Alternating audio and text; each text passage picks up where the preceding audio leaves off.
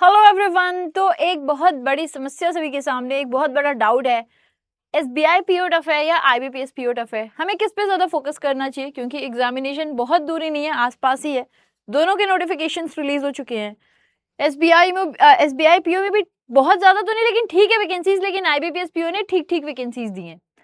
तो अगर आप में से कोई ऐसा है जो इस बात को सोचे कि मुझे फोकस करना चाहिए सिर्फ और सिर्फ आईबीपीएस पीओ पे, एसबीआई पीओ रहने दो, या मुझे सिर्फ और सिर्फ एसबीआई पीओ पे फोकस करना चाहिए, आईबीपीएस छोड़ दो, या अगर दोनों पे फोकस करना है तो क्या स्ट्रैटेजी होनी चाहिए, क्या डिफरेंस है, इन सारी चीजों को लेकर के आज हम ये सेशन कर रहे हैं, ताकि आपकी जितनी भी डाउट्स हैं वो पूरी की पूरी क्लियर हो जाएं।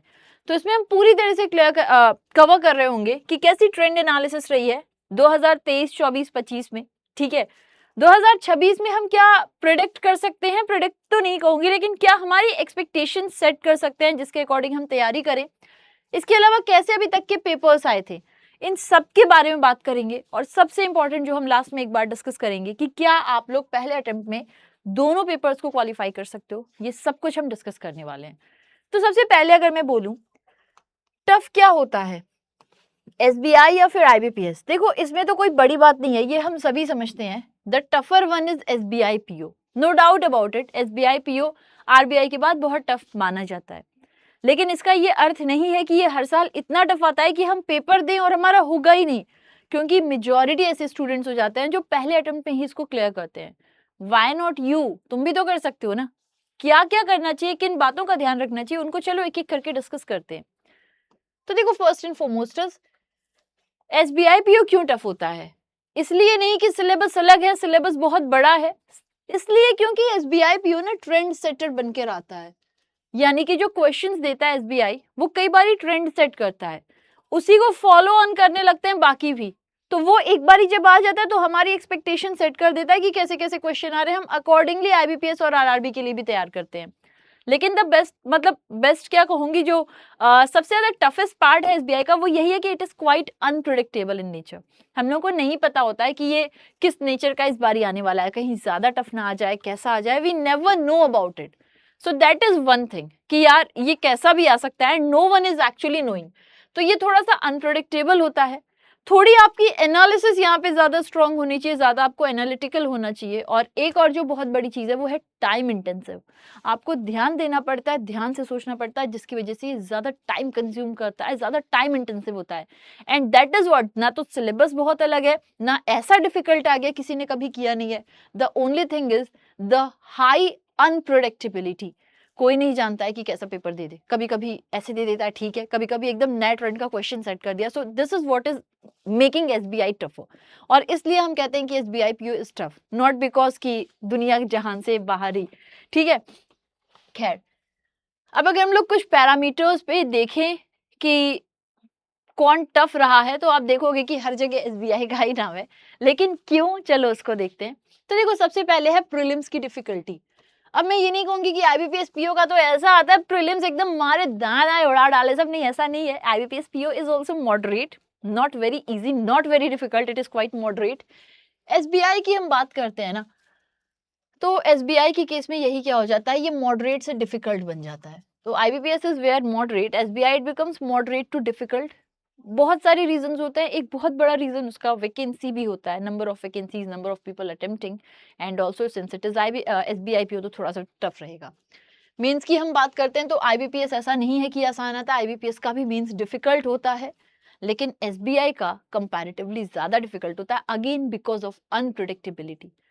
ठीक है, because it is unpredictable sometimes. अब मैं ये नहीं कहूंगी कि हर साल बहुत टफ आता है आईबीपीएस और एसबीआई पीओ, कभी कभी। अब जैसे मैं जीए की बात करूं, तो मुझे जीए पिछली बार जो है ठीक ठीक लगा कि दोनों में इजी गोइंग था, ऐसा कोई खास नहीं टफ था। लेकिन कुछ और सेक्शन होंगे जो इसको बहुत टफ बना देंगे। तो ये जनरली होता है कि एक सेक्शन थोड़ा इजी आ रहा है तो अगला सेक्शन उसको थोड़ा सा टफर कर देता है। इसलिए हमें कभी भी अपना दिमाग इस पे नहीं लगाना चाहिए कि ऐसा आया है ऐसा ही आएगा। देयर आर चांसेस कि ऐसा आया था अब थोड़ा अलग आ जाए, हो सकता है, लेकिन जब हम एक कॉमन कंपैरिजन करके देखते हैं तो आईबीपीएस तो वैसे ही टफ होता है, एसबीआई पीओ थोड़ा सा ज्यादा टफ हो जाता है। क्या हम प्रिपरेशन करना छोड़ दें? नहीं, मैं आपको बस ये बता रही हूँ, एक्सपेक्टेशंस को सेट रख के चलो। ये नहीं कि हमने ये वीडियो देखी अब मैं आपसे कहूँ बहुत आसान है, बहुत आसान है, यानी कि आप वैसे क्वेश्चन अटेम्प्ट करोगे, आप वैसे मॉक टेस्ट की तैयारी करोगे, आप वैसे खुद को तैयार करोगे कि बहुत आसान पेपर आता है। पेपर देने गए कठिन आ गया, आपकी जो एक्सपेक्टेशन थी उससे परे पेपर आया, आप कैसे करोगे? तो अगर हम अपनी एक्सपेक्टेशन को लेके चले, उस हिसाब से मॉक टेस्ट को सॉल्व करें, उस हिसाब से हम लोग अपनी तैयारी रखें, तो वहां पे हम अच्छा कर सकते हैं। मान लो जनरली देखा जाता है कि इट इज क्वाइट डिफिकल्ट, वहां पे पेपर आसान आ गया तो you will be doing it very good, है ना? तो ये इसलिए आपको नहीं बताया जा रहा है कि आप डिप्रेस हो जाओ, आप तैयारी करना छोड़ दो, इसलिए बताया जा रहा है कि सेट योर एक्सपेक्टेशंस अकॉर्डिंगली, कि आप इसके लिए तैयार रहो। अब वहां पे जाओगे जब ऐसा पेपर आएगा तो आपको पता था हाँ ऐसा ही पेपर आना था यार, डिफिकल्ट आता है, इजी आ गया तो विल बी लाइक अरे वाह बल्ले बल्ले हो गई, पेपर आसान आ गया, हमने बहुत अच्छा कर दिया। So that is why we are doing this, ताकि आप अपना एक्सपेक्टेशन सेट रख के चलो यहाँ, ठीक है? अगर हम लोग इसकी तरफ से करें लाइक वो एक एक सब्जेक्ट को लेकर चले, तो इंग्लिश को देखो, इंग्लिश आईबीपीएस में मॉडरेट आती है, एसबीआई में थोड़ी सी टफर होती है, इसमें आरसी थोड़ा एडवांस हो जाता है, वो कैप क्रिटिकल ये सब थोड़ा सा ना ज्यादा आपको अपनी अकल लगानी पड़ती है। क्वांट में आप लोगों को फॉर्मूला और स्पीड पे फोकस करना होता है। एसबीआई पीओ में आप लोगों का कॉन्सेप्चुअल और कैलकुलेशन इंटेंसिव होता है। रीजनिंग में आप लोगों के स्टैंडर्ड पजल्स होते हैं। एसबीआई में आप लोगों का थोड़ा सा अनप्रेडिक्टेबल नेचर होता है। जनरल में आप लोगों का बैंकिंग ओरिएंटेड, लेकिन अब मैं क्या कहूंगी ना, आईबीपीएस पीओ ओवरऑल भी पूछ रहा है, नॉट जस्ट बैंकिंग, तो बाकी सारे सेक्शंस की आप लोगों को टीचर्स और अच्छे से बता पाएंगे। मैंने बस एक जनरल वो निकाला है, एक एनालिसिस करके निकाला है, बाकी सब्जेक्ट्स आप लोगों को टीचर्स जाहिर है ज्यादा अच्छा बताएंगे। मैं जनरल अवेयरनेस की बात कहूँ तो अभी तक आईबीपीएस या एसबीआई बैंकिंग ओरिएंटेड था, लेकिन अब ओवरऑल पूछ रहा है, यानी banking, rank indices, national international appointment सब मिलाकर पूछ रहा है, not just bank oriented. So it has quietly changed. वहीं जब हम इसकी बात करते हैं एसबीआई, तो एक्चुअली एसबीआई सब कुछ पूछता है, बैंकिंग, इकोनॉमी, करंट अफेयर्स में सब कुछ, नेशनल इंटरनेशनल अपॉइंटमेंट्स, अवार्ड्स, कोई किसी प्रकार का कोई दिन है या कुछ है, सब कुछ पूछता है स्टैटिक, ठीक है? Same goes with this IBPS SBI PO. बहुत ज्यादा डिफरेंस मैं नहीं कहूंगी, थोड़ा बहुत डिफरेंस हो जाता है। टाइम प्रेशर, अब देखो इस बारी तो आईबीपीएस ने थोड़ा सा अपने वहां पर बदलाव कर दिया है, लेकिन फिर भी जब हम लोग टाइम प्रेशर महसूस करते हैं, आपको 2 क्वेश्चन दिए गए, दोनों क्वेश्चन में आपको 20-20 मिनट दिया गया, लेकिन एक क्वेश्चन को जब आप लगा रहे थे तो आपको ये पता था कि इस क्वेश्चन में जो है, इस क्वेश्चन को लगाने के लिए केवल 10 लोगों को मौका दिया गया है और लगाने वाले 25 लोग हैं। दूसरे क्वेश्चन को आप लगा रहे थे तो आपको पता था कि इस क्वेश्चन को लगाने के लिए 20 लोगों को मौका दिया और 45 लोग हैं।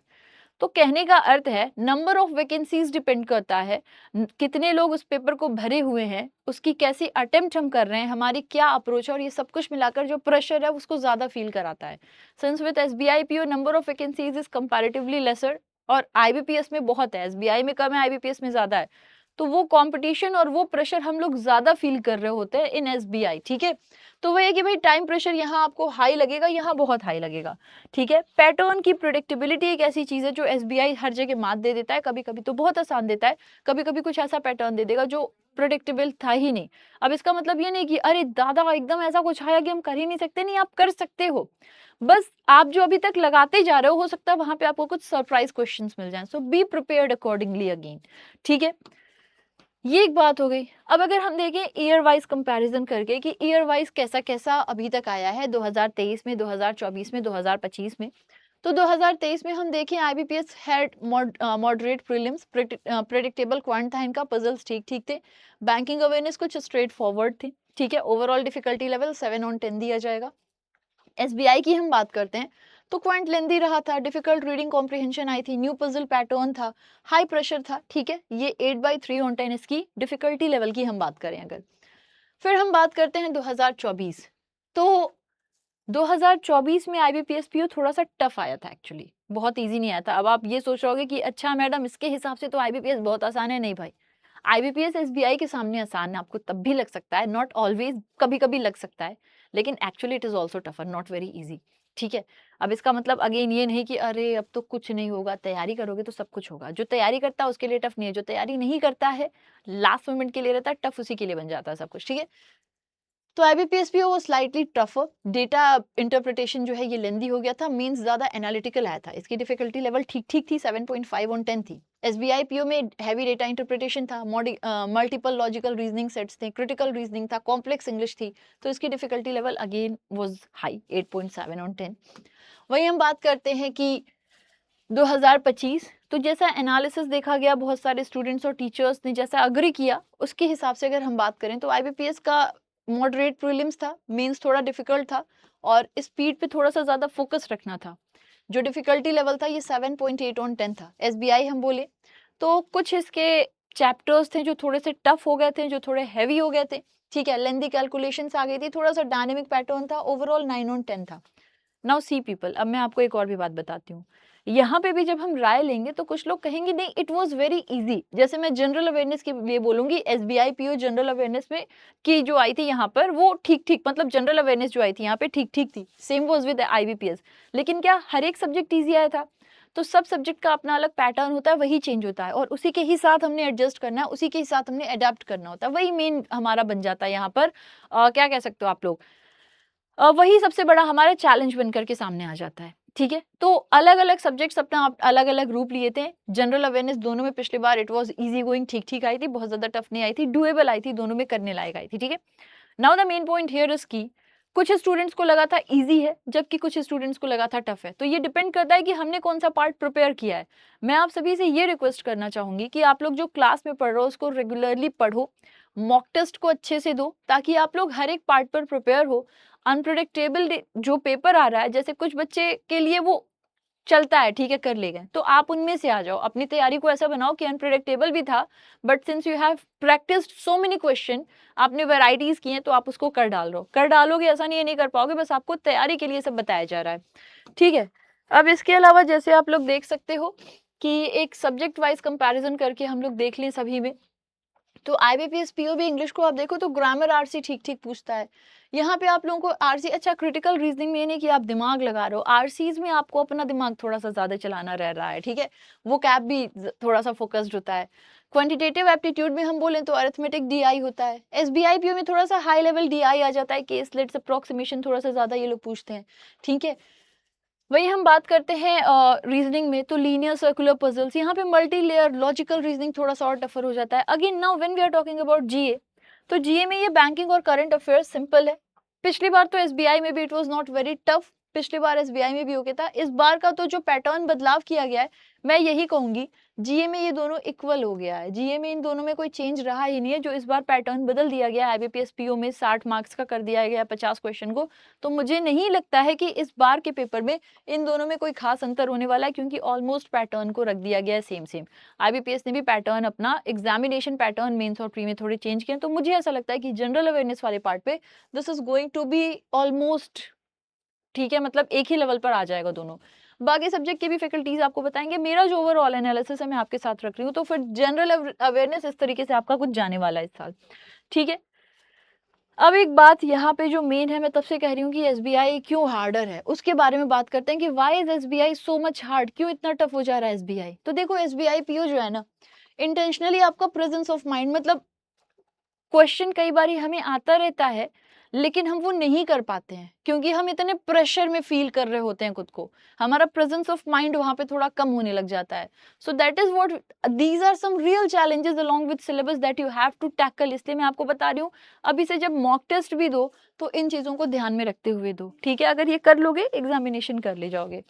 प्रेजेंस ऑफ माइंड मैटर करता है, डिसीजन मेकिंग कि यार ये भी हो सकता है, ये भी हो सकता है, ये वाला क्वेश्चन छोड़ देना चाहिए, ये वाला कर लेना चाहिए, ये सब मैटर करता है। जितना मॉक टेस्ट दोगे उतना आपको प्रैक्टिस होगी इन चीजों की, कैसे क्वेश्चन छोड़ने हैं, कैसे क्वेश्चन करने हैं। ठीक है, एडेप्टेबिलिटी कि यार ऐसा क्वेश्चन तो हमने सोचा ही नहीं था, जो आपको आ रहा है वो करो, नहीं सोचा था लीव। उस समय आप पेपर बनाने वाले से शिकायत नहीं कर सकते हो, वो समय है जब आप बेस्ट परफॉर्म करो। प्रेशर में जितना काम होकर परफॉर्म करोगे उतना अच्छा कर सकते हो। टाइम मैनेजमेंट बहुत मैटर करता है, एनालिटिकल थिंकिंग आपकी मैटर करती है। तो अब देखो यहाँ पर जो है ना, आईबीपीएस अभी तक तो एक मोर स्टेबल पैटर्न फॉलो करता था, लेकिन इस बार जो नोटिफिकेशन आई है इसमें इन्होंने चेंज कर दिया है। तो हम ये सोच सकते हैं कि थोड़ा बहुत आईबीपीएस जो है ना वो एसबीआई के पैटर्न पर आ जाएगा, थोड़े से अनप्रिडिक्टेबल क्वेश्चंस हो सकते हैं देखने को मिले क्योंकि इन्होंने पैटर्न चेंज कर दिया है। ठीक ठीक वैकेंसीज है, अच्छी बात ये है, पेपर टफ आता है सबके लिए, आता है इजी आता है सबके लिए, आता है वैकेंसीज, ठीक है, इसका मतलब यह है you have high chance of getting in. इसलिए थोड़ा सा काम प्रेजेंस ऑफ माइंड को रखकर ध्यान से अच्छे डिसीजन मेकिंग करके अगर देते हो पेपर को, कर ले जाओगे, ठीक है। तो अभी तक तो आईबीपीएस पीओ को कहा जा रहा था बहुत आसान है, लेकिन जिस हिसाब से इस बार इन्होंने अपना पेपर पूरा नोटिफिकेशन में अपना पैटर्न चेंज किया है, बहुत हाई चांसेस हैं कि ये एसबीआई को शायद टक्कर दे दे इस बारी, ठीक है। तो अभी तक तो ये था कि एक स्टेबल पैटर्न था, बट इस बार इन्होंने चेंज कर दिया है। एसबीआई का अगेन वही है कि थोड़े से अनएक्सपेक्टेड क्वेश्चन टाइप ये ज्यादा रखता है। नाउ द पॉइंट इज, क्या आप इन दोनों को एक अटेम्प्ट में या पहले अटेम्प्ट में निकाल सकते हो? तो my straight answer is a big yes, निकाल सकते हो, ठीक है। यस, बहुत सारे सक्सेसफुल कैंडिडेट्स हैं जो प्रिपेयर करते हैं दोनों के लिए, क्योंकि ऑलमोस्ट दोनों का जो सिलेबस है अभी तक, जैसे मान लो मैं जनरल अवेयरनेस की बात करूं, तो अभी तक जनरल अवेयरनेस में होता था कि एसबीआई में लिख दिया था आरबीआई सर्कुलर, लेकिन इसमें नहीं लिखा था। बट क्या कोई पेपर में बहुत बड़ा बदलाव देखने को मिला? लगभग एक टाइप के पेपर हो गए थे। तो ऐसा नहीं है, 95 to 100% या कह लो 90 to 95% ऑलमोस्ट सब ओवरलैप ही करता है। कोर सब्जेक्ट एकदम सेम है वही आपके, अब तो पैटर्न चेंज करके और भी सेम कर दिया, वही आपके इंग्लिश, मैथ्स, रीजनिंग और मेंस में आपका जीए, ठीक है। तो यही रहेंगे। जो डिफरेंस है वो मेनली किस में होता है? लेवल ऑफ डिफिकल्टी और क्वेश्चन डिजाइन में, कि कैसे क्वेश्चन हो रहा है। मे बी इस बार आईबीपीएस को थोड़ा डिफिकल्ट कर दिया जाए, एसबीआई को सेम रहने दिया जाए, है ना। तो यही मेन डिफरेंस होता है। आपके लिए प्रैक्टिकल स्ट्रेटेजी क्या होगी? आपके लिए प्रैक्टिकल स्ट्रेटेजी यही होगी कि कॉन्सेप्ट को अपना बिल्ड करो आईबीपीएस पीओ लेवल, प्रैक्टिस करो अपने मॉक्स को एसबीआई पीओ लेवल पे, एनालाइज करो हर एक मॉक को। देखो बेटा, मॉक केवल देना डजंट मैटर, उस मॉक टेस्ट को एनालाइज करो कि ये क्या है, इसमें कैसे क्वेश्चन आए, आप किस क्वेश्चन को छोड़ दिए, आप किस क्वेश्चन को कर लिए, कौन सा क्वेश्चन था जो आप कर सकते थे, टॉपर ने क्या किया है आप वैसे कैसे कर सकते हो, ये सब आपको करना होगा, ठीक है। बैंकिंग, फाइनेंशियल और करंट अफेयर्स आप ये क्लास करते रहो, वहां हो ही रही है। फुल लेंथ मॉक रेगुलरली दो। एग्जाम कंडीशन से कहने का मतलब है कि ऐसे टाइम पर देने की कोशिश किया करो जिस टाइम एग्जाम होते हैं। यूजुअली आप मान के चलो सुबह 8 बजे का एक टाइम हो रहा है आपका, ठीक है, एक आप लोगों का 10 बजे का हो रहा है, फिर किसी लोगों का 1 बजे का होता है, तो ये सब प्री के हो जाते हैं। सिमिलरली 8 से या मान लो 9 बजे से आपका मेंस हो रहा है, या आपका मान लो 1 बजे से मेंस हो रहा है, तो ऐसे टाइम को सेट करो जिस टाइम पे एग्जाम हो जाते हैं। क्यों बेटा? उस टाइम पर आपका दिमाग उस तरीके से चलता रहेगा, आपको आदत रहेगी, तो उस टाइम पर कोशिश करो पेपर देने की, ठीक है। और पहले आप लोगों का फोकस होना चाहिए कि आप लोग अपनी एक्यूरेसी पे काम करो, एक्यूरेसी अच्छी करो, फिर स्पीड पे काम करो, ठीक है। प्री के लिए तो भाई स्पीड और एक्यूरेसी दोनों रखो, लेकिन ओवरऑल एक्यूरेसी को भी फोकस करो। ये नहीं कि बस क्वेश्चन लगाते गए हैं, गलत होते जा रहे हैं, तो कोई अर्थ ही नहीं बनता है, ठीक है। So this is what I wanted to share. बहुत सारे स्टूडेंट्स कंफ्यूजन फील कर रहे थे, वो कंफ्यूजन शायद दूर हो जाएगी अब, चूंकि इस बारी आईबीपीएस ने अपना पैटर्न बदला है, तो वी कैन एक्सपेक्ट कि आईबीपीएस एसबीआई को टक्कर दे देगा इस बारी। बस आप अपनी तैयारी ऐसी रखो कि आप टफेस्ट के लिए तैयार हो रहे हो। अब वहां पे पेपर अगर टफ आएगा तो भी आप कर ले जाओगे, इजी आएगा तब तो आपके मजे ही मजे हो जाएंगे पूरी तरह से, है ना। चलो फिर आज के लिए इतना रखते हैं। आई होप आप लोगों को बहुत सारे क्वेश्चन के आंसर्स मिल गए होंगे। बाकी आपका अगर अभी भी कोई क्वेश्चन है तो आप नीचे लिखिए, अपने क्वेश्चन को पूछिए, मैं आपको कमेंट में आकर रिप्लाई कर दूंगी। Thank you so much, take care, love you, bye bye and keep preparing, work hard. पहले अटेम्प्ट में सिलेक्शन लेना is not at all tough, और हमारा एक मोटिव होना चाहिए, हमारा एक गोल होना चाहिए सिलेक्शन का, चाहे जो करके आए। तो पढ़ते रहो और बढ़ते रहो। मिलते हैं हम लोग फिर। Take care, love you, bye bye.